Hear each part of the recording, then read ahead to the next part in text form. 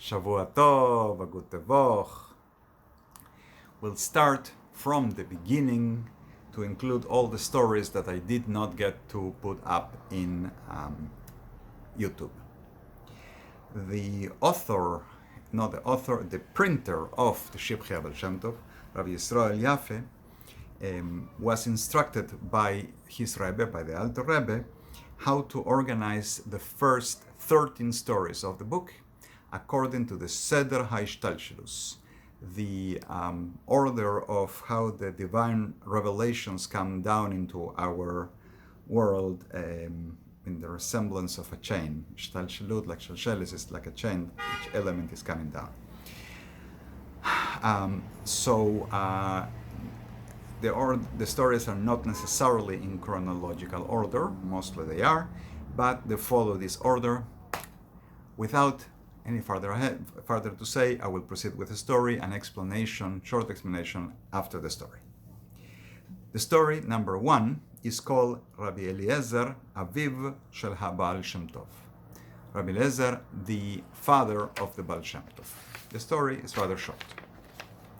Rabbi Eliezer, our Moreinu, our teacher, the father of the Baal Shem Tov, lived in the country of Wallachia, which is modern-day Romania, although the borders were not exactly where they are today. Close to the border, and there is a relevance why I'm mentioning the border is the border after the story. He and his wife were already aged, already old, and one day a group of bandits took over the city and took him captive. His wife succeeded to escape to another town, and she was very poor. She didn't have what to live on, so she became Mieldedes, the women who help during birth. They aid women during birth, and so became her way to make her living. And the capturers of Rabbi Eliezer took him to a far-away country where there were no Jews, and they sold him there in servitude. It's a time where the Tartars and the Cossacks would come and attack towns and quite often capture people in the town, especially the Jews, and sell them somewhere else in slavery. So this is not an unusual happening. Rabbi Eliezer was sold, and he became very faithful to his master and found grace in the eyes of his master, who made him the supervisor of the house, like the head servant of the house. He requested that he should be allowed to keep Shabbat and to rest that day, not to do any melach, any job, any work. And he was conceded that request by his master. And he was there for a long time, and he was making plans to escape, to try to save himself and go back home. But in a dream, it was revealed to him, a voice that told him, do not rush, you must still remain in this country. You're still meant to be here. One day, his master had some business interest to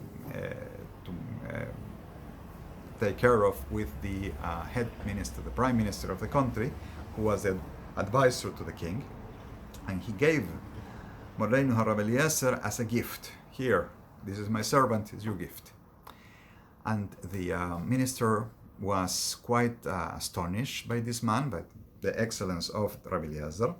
He found grace in his eyes, and he gave him a special room. Most of the time, he didn't have to do any work at all, and he could dedicate the entire day to learn Torah and to daven, to do prayer. However, when the prime minister would come in his home, Rabbi Eliezer would come and wash his feet, as it was the custom to do so with the important ministers of the king.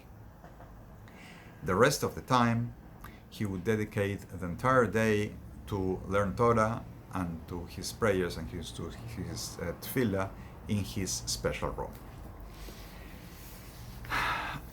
And in the original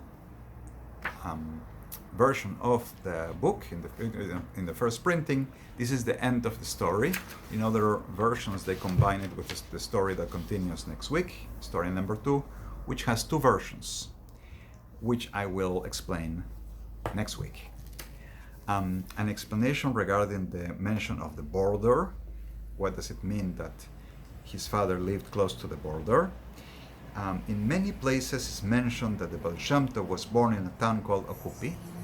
However, the Frierdiker Rebbe mentions in a Sikha in Tavresh Tzadik Vav, in the name of his father, the Rebbe Rashab, who heard from the Alter Rebbe that the Baal Shem Tov sound his name, that he was Me Okup, from Okup, but he was not from a town called Okup, even though there is such a town.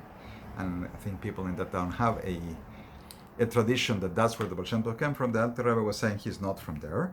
He was born and raised in the town of Tlust. Many historians agree with this. However, the town at the time, we're talking the 1600s, was a border town in the southern regions of the Polish-Lithuanian Commonwealth, next to territories of the Kingdom of Wallachia, of Romania.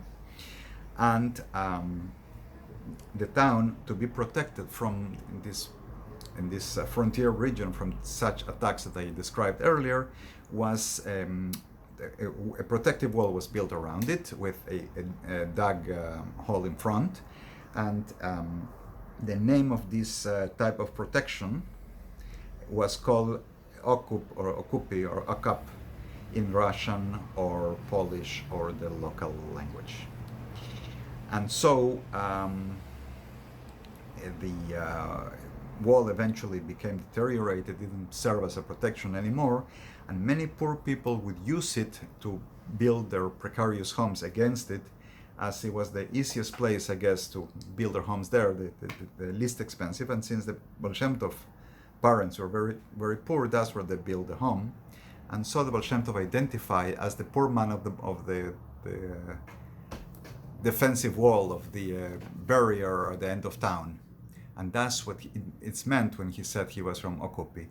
And that is referred to say his father came from close to the border, close to the defensive wall, I guess.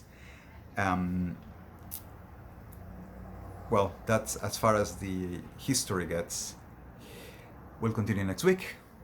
Shavua Tov, a gute Woche.